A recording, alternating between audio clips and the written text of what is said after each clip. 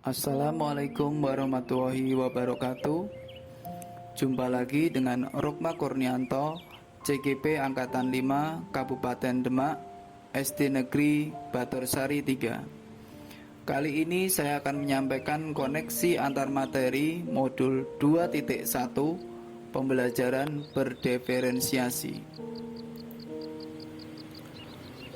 Menurut Tomlinson, pembelajaran berdiferensiasi adalah usaha menyesuaikan pembelajaran di kelas untuk memenuhi kebutuhan belajar individu setiap murid. Pembelajaran berdiferensiasi dirancang, dilaksanakan, dan dinilai untuk memenuhi kebutuhan individu murid dengan memperhatikan kesiapan belajar atau readiness, minat belajar atau learning interest, dan profil belajar atau learning profile. Penerapan pembelajaran berdiferensiasi dapat dilakukan melalui langkah-langkah sebagai berikut. Yang pertama, menentukan tujuan pembelajaran. Kedua, melakukan pemetaan kebutuhan belajar berdasarkan 3 aspek, yaitu kesiapan belajar, minat belajar, dan profil belajar murid, yang bisa dilakukan melalui beberapa cara, yaitu wawancara, observasi, atau survei menggunakan angket dan lain sebagainya. Ketiga, merencanakan pembelajaran berdiferensiasi berdasarkan hasil pemetaan dengan menggunakan strategi konten, proses, maupun produk. Yang terakhir, mengevaluasi dan merefleksi pembelajaran yang sudah berlangsung. 3 strategi dalam pembelajaran berdiferensiasi adalah diferensiasi konten, diferensiasi proses, dan diferensiasi produk.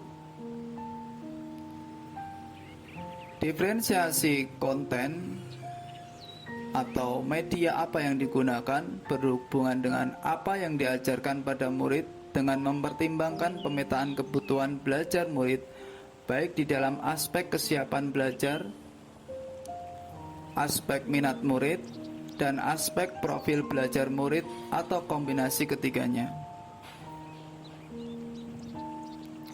Diferensiasi proses atau kata lainnya adalah usaha yang diupayakan. Dalam kegiatan ini, guru perlu memahami apakah murid akan belajar secara berkelompok atau mandiri. Guru menetapkan jumlah bantuan yang akan diberikan pada murid-murid, siapa sajakah murid yang membutuhkan bantuan, dan siapa sajakah murid yang membutuhkan pertanyaan pemandu yang selanjutnya dapat belajar secara mandiri. Semua hal itu harus dipertimbangkan dalam skenario pembelajaran yang akan dirancang. Yang terakhir adalah diferensiasi produk, yaitu wujud yang dihasilkan oleh murid. Produk adalah hasil pekerjaan atau unjuk kerja yang harus ditunjukkan pada guru. Produk adalah sesuatu yang ada wujudnya, bisa berbentuk karangan, tulisan, hasil tes, pertunjukan, presentasi, pidato, rekaman, diagram, dan lain sebagainya.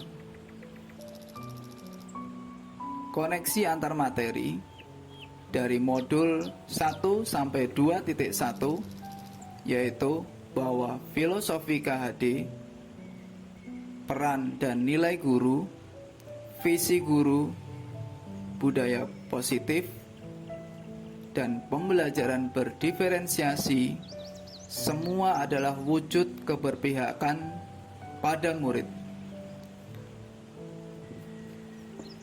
Bagi saya, pembelajaran berdiferensiasi merupakan wujud pembelajaran yang berpihak pada murid sesuai dengan filosofi Ki Hajar Dewantoro. Guru seyogyanya menyadari peran dan nilainya sebagai seorang guru dalam dunia pendidikan.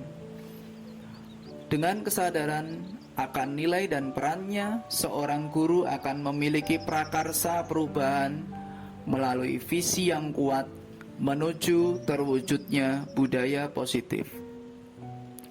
Budaya positif bisa diwujudkan dengan memposisikan diri kita sebagai manajer dengan menerapkan semboyan ing ngarsa sung tulodo, ing madya mangon karso, tuturi handayani. Guru harus bisa menjadi teladan dan motivator bagi murid. Motivasi belajar siswa bisa diwujudkan dengan memberi ruang untuk tumbuh dan berkembang dengan maksimal sesuai kebutuhan belajar dari tiap murid. Kebutuhan belajar dapat terpenuhi dengan pembelajaran berdiferensiasi. Terima kasih. Salam guru penggerak, guru bergerak Indonesia Maju. Wassalamualaikum warahmatullahi wabarakatuh.